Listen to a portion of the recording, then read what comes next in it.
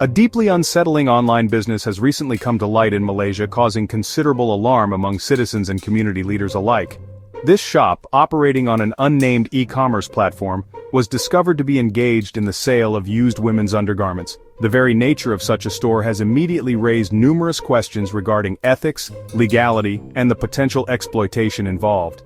News of this enterprise began to circulate in early June 2025, quickly capturing public attention and sparking widespread discussion across various media outlets and social platforms throughout the nation.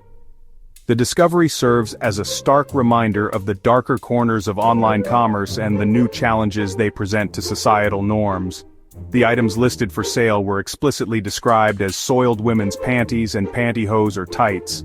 What made the listings particularly controversial was the marketing strategy employed. Sellers promoted these undergarments by claiming they possessed the original scent of a woman, with some listings even specifying that the items belonged to female college students. This specific targeting and description clearly aimed to appeal to individuals with particular fetishes. Such marketing language is not only explicit but also deeply troubling to many, as it appears to commodify individuals and their bodies in a highly personal and invasive manner, moving beyond typical commercial transactions into morally gray areas. Adding another layer to the disturbing nature of this online shop, photos of the supposed owners of the used undergarments were reportedly uploaded alongside the product listings. While the faces in these photographs were blurred, presumably to protect identities, the act itself has been widely condemned.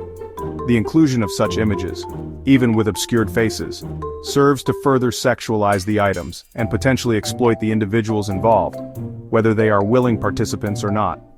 This practice has intensified concerns about the dignity and safety of women, and how online platforms might be used in ways that compromise these fundamental values, raising serious questions. The initial report about this online fetish shop surfaced after a concerned resident in Malacca brought the matter to the attention of the Chinese-language daily China Press.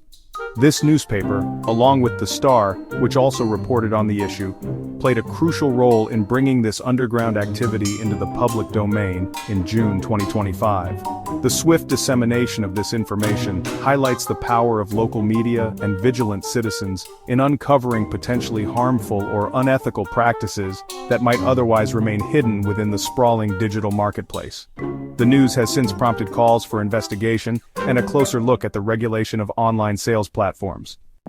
One of the most discussed aspects of this case involves the reasons provided by the sellers for engaging in such a controversial trade. According to reports, some individuals selling these used undergarments claimed that the proceeds were essential for supporting their studies and covering their basic living expenses.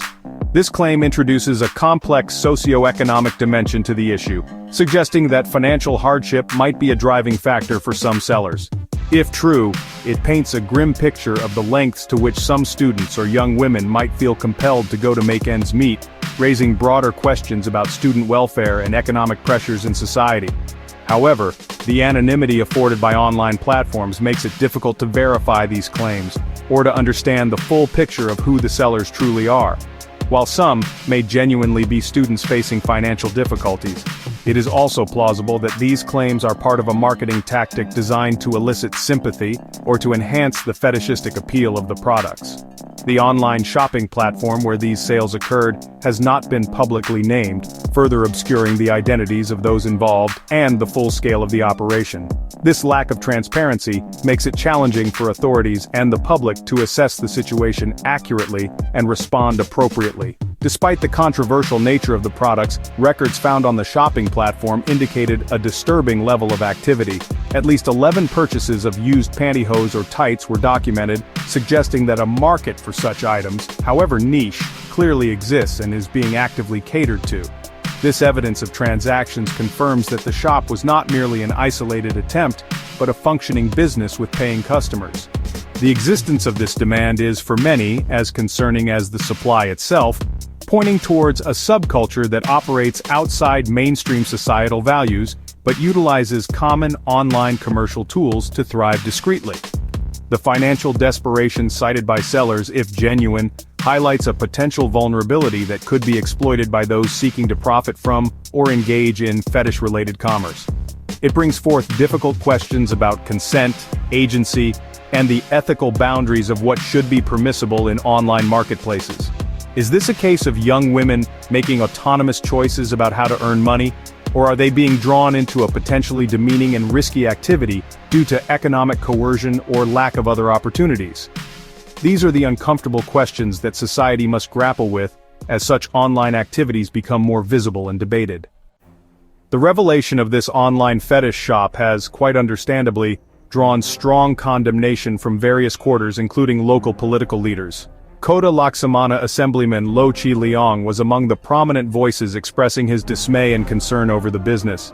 He publicly described the sale of used undergarments as immoral, a sentiment echoed by many members of the public. Such strong reactions from community figures underscore the perceived threat that such activities pose to the moral fabric of society. The swift denouncement indicates a desire to maintain certain community standards and protect against what is seen as deviant behavior. Mr. Low articulated a significant fear shared by many, that such online businesses could contribute to the normalization of behaviors associated with specific fetishes. He expressed concern that making these items readily available for purchase online might embolden individuals with such inclinations and potentially lead to an increase in related activities or demands.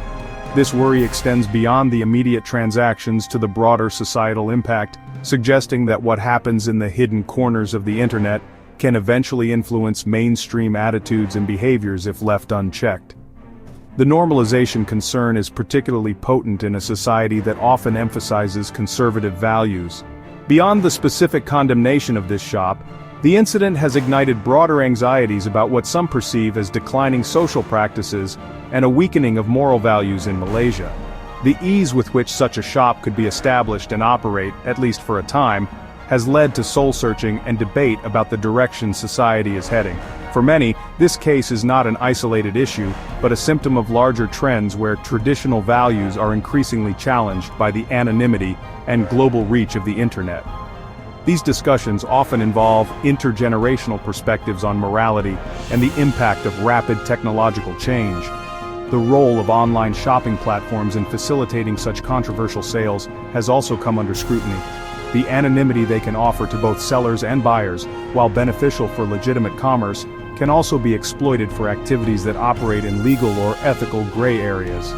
This incident highlights the ongoing challenge of regulating online spaces effectively, without stifling innovation or legitimate trade. How to strike this balance is a complex question that policymakers, platform operators, and the public must confront, especially as e-commerce continues to grow and diversify in sometimes unexpected and troubling directions. The current controversy surrounding the online sale of used undergarments is not without historical parallels, albeit in different forms. Kota Laksamana Assemblyman Lo Chi Leong drew attention to this by recalling past incidents in Malacca, where women's undergarments were frequently stolen from clotheslines while they were being dried outside homes. He noted that while such thefts were a persistent local nuisance and a source of distress for victims, the items are now openly available for purchase online. This shift from covert theft to overt, albeit niche commerce is what he described as particularly worrisome, signaling a new level of audacity or acceptance. The advent of online shopping platforms has undeniably transformed how such niche and often taboo demands are met. Previously, individuals with specific fetishes might have resorted to theft or sought out items through more clandestine underground channels. Now, e-commerce provides a relatively accessible and anonymous marketplace where these items can be bought and sold with a degree of perceived legitimacy, simply because they are listed on a shopping site. This transition, facilitated by technology, presents new challenges for social governance and makes it harder to track or prevent activities that, while perhaps not always illegal, are widely considered morally objectionable by the community. This particular case of selling soiled underwear online has amplified deep-seated worries about the erosion of social values and the potential normalization of behaviors that many find disturbing. There are concerns that such practices could objectify women further and contribute to a culture where personal items are commodified for sexual gratification in increasingly explicit ways. The involvement of individuals claiming to be students needing money also raises fears about exploitation and the pressures faced by young people. The core anxiety is about what this trend signifies for the future moral compass of the society, particularly among the youth.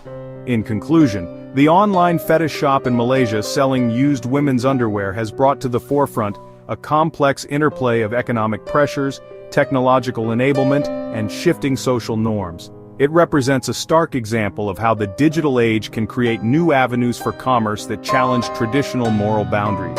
The public and official reactions highlight a significant societal discomfort and a desire to protect established values.